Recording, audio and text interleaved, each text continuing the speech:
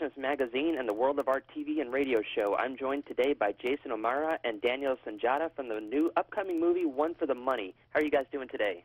Good, thanks. Pretty good about you? Fantastic. So, what is the movie One for the Money all about? Wow. Depends on who you ask, but One for the Money is a story about Stephanie Plum. She's a girl who used to sell lingerie and now finds herself in a situation where she has to learn the fine art of bounty hunting in order to apprehend a former lover of hers who is now on the run from the law, even though he himself is a cop. He's been accused of a murder that he didn't commit.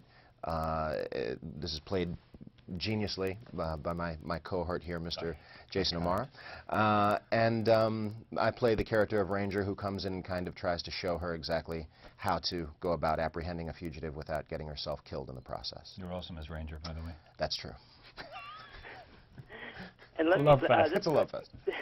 This question is actually for each of you. So, what made each of you decide to take the roles that you did, Joseph Morelli and Ranger? I can say for myself, I was not in a position to say no to any role that was offered to me. At the time that I got this job, I was so glad to even have the opportunity to work that I wasn't going to say no. But well, you know, pretty much the same way. I just come back from London doing a play, so I was looking to do a movie, and this came along, and I hadn't really heard about the books. I was sort of vaguely aware of them, but I hadn't really heard about them, and so by the time I auditioned and then had a call back with Katherine and got the offer for the job, I thought, you know, it was incumbent on me to read the books. So I did, and I realized just how steeped in fandom this book series is. There are a lot of people who have loved these books for many years.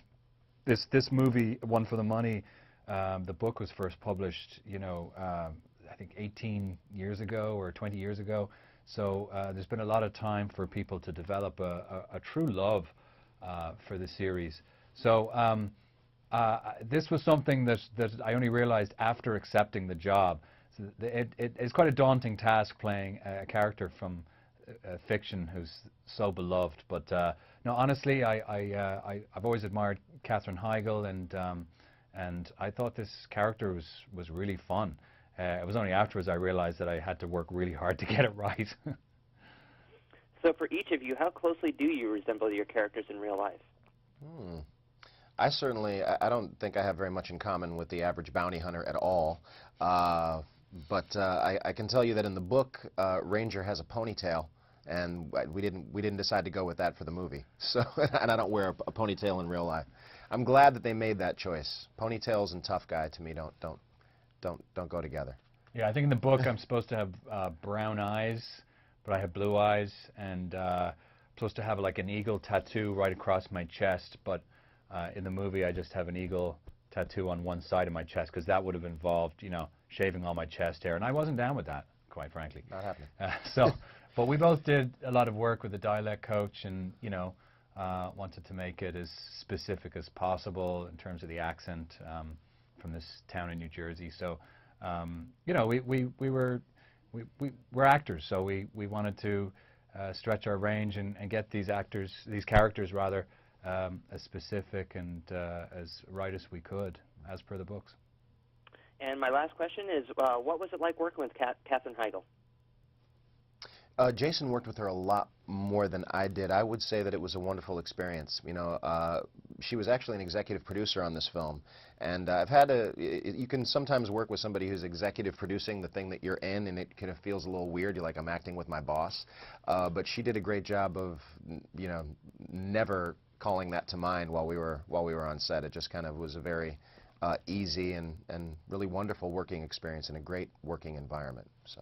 Yeah, I never felt like she was my boss either, even though essentially, you know, she's on the executive producer list. But she worked really hard to preserve the spirit of the books in the film, and she and the director Julianne Robinson always presented a sort of an atmosphere of collaboration. So I think all of us felt, you know, very involved, and I, for one, am very proud of the work we did at the end of the day. Well, very good, guys. Thank you for answering my questions, and it was great talking with you. Thank you. Likewise, thank you.